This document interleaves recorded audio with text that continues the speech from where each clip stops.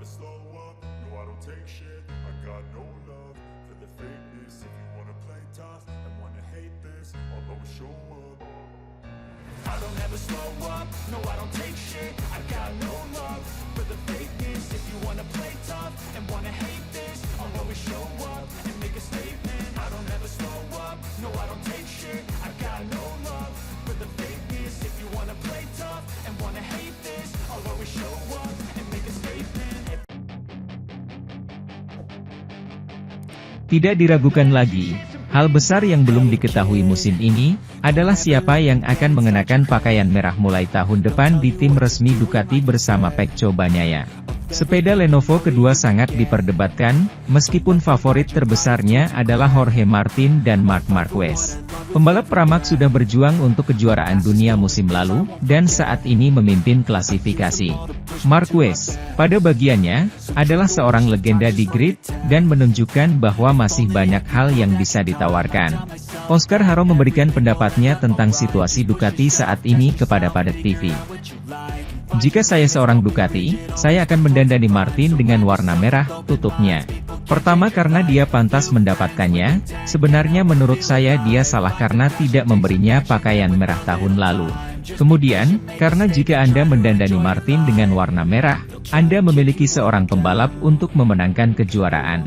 Dan jangan masukkan dia ke pabrik lain, karena dia bilang dia berbaju merah atau dia pergi ke tempat lain, bisa jadi Aprilia, KTM, atau Honda, jelasnya. Di Audi mereka jatuh cinta pada Marc Marquez. Meski begitu, Ducati menunjukkan dukungan besar kepada Martin pada putaran final musim lalu, saat gelar dimainkan bersama Bagnaia. Ducati melakukan pekerjaannya dengan sangat baik, karena dia sangat adil dengan Martin hingga akhir tahun lalu. Mereka berjanji bahwa Ducati akan membantu sampai akhir dan mereka menepati janji tersebut. Mereka adalah tuan-tuan, baik dalinya maupun yang lainnya. Ini sangat penting karena dengan begitu Anda bisa mempunyai kredibilitas dalam pengelolaan tim satelit, kenang Haro.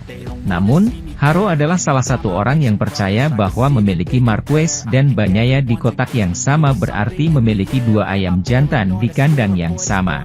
Sedangkan jika Anda mendandani Marc dengan warna merah, Anda membuat Pecco mendapat masalah dengan kotak yang sama. Dan kemudian Anda kehilangan pengemudi seperti Jorge Martin yang berada di tempat lain. Bagi saya, hal yang paling cerdas adalah ini, katanya. Sementara itu, pembalap Ducati Lenovo Francesco Bagnaia semakin mewaspadai performa runner-up MotoGP 2023 Jorge Martin, Prima Pramac, dan juara dunia 8 kali Marc Marquez, Gresini Racing, pada MotoGP musim 2024. Hal itu menyusul Bagnaia yang merupakan juara bertahan, harus puas menyelesaikan Grand Prix Prancis di Le Mans pada posisi ketiga, di belakang Martin dan Marquez. Bagi saya, saat ini kami adalah tiga pembalap dengan kemampuan terlengkap di kejuaraan musim 2024, ungkap Bagnaia. Pembalap lain cukup cepat untuk punya performa hebat dan bisa memenangkan balapan. Tapi menurut saya dari segi kecepatan dan konsistensi Jorge lebih baik. Tapi dari segi konsistensi kami adalah pembalap yang paling lengkap musim ini, ujarnya menambahkan. Saat ini, Jorge Martin memimpin klasemen pembalap dengan 129 poin, atau 49 poin lebih baik dibandingkan dengan jumlah seri balapan pada musim lalu. Meskipun dapat memperkecil jarak di Jerez, Bagnaia kini terpaut 38 poin di posisi kedua menjelang dua akhir pekan yang padat dengan dua Grand Prix berturut-turut di Barcelona dan Mugello.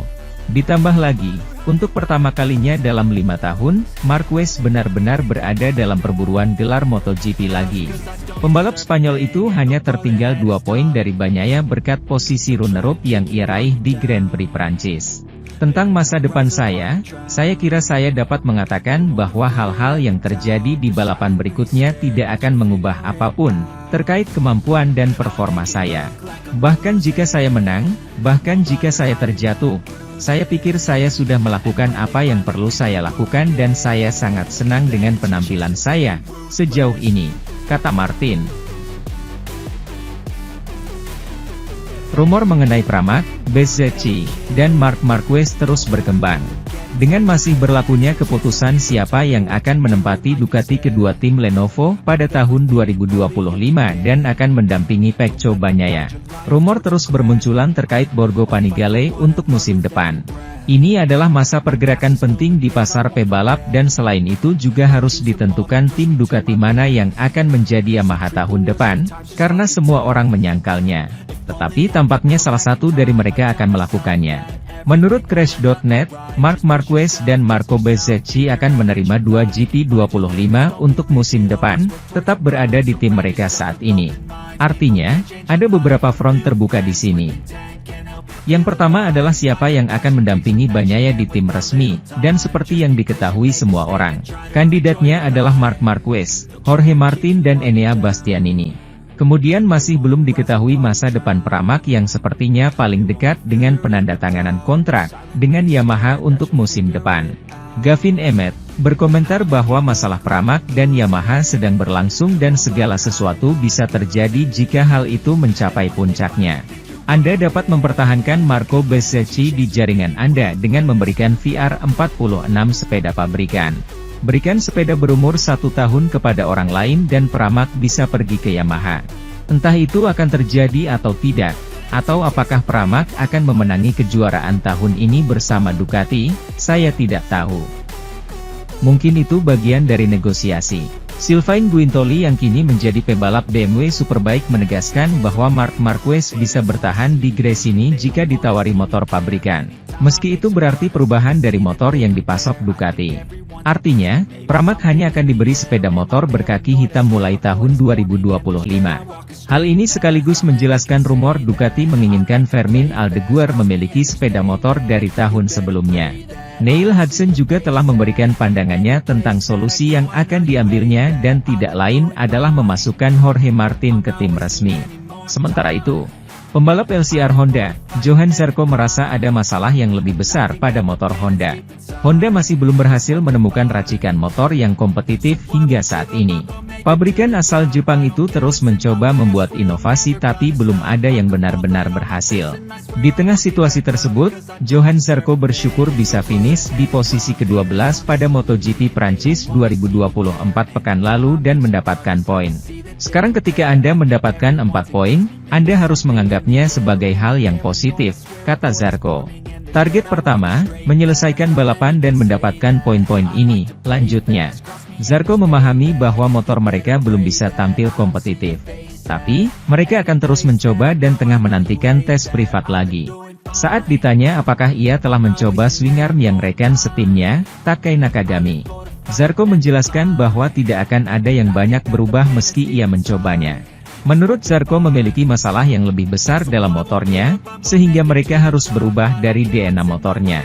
Itu tidak akan banyak berubah saat ini. Saat ini hanya beberapa tes untuk mendapatkan lebih banyak informasi tentang bagaimana kami dapat menangani cengkeraman belakang.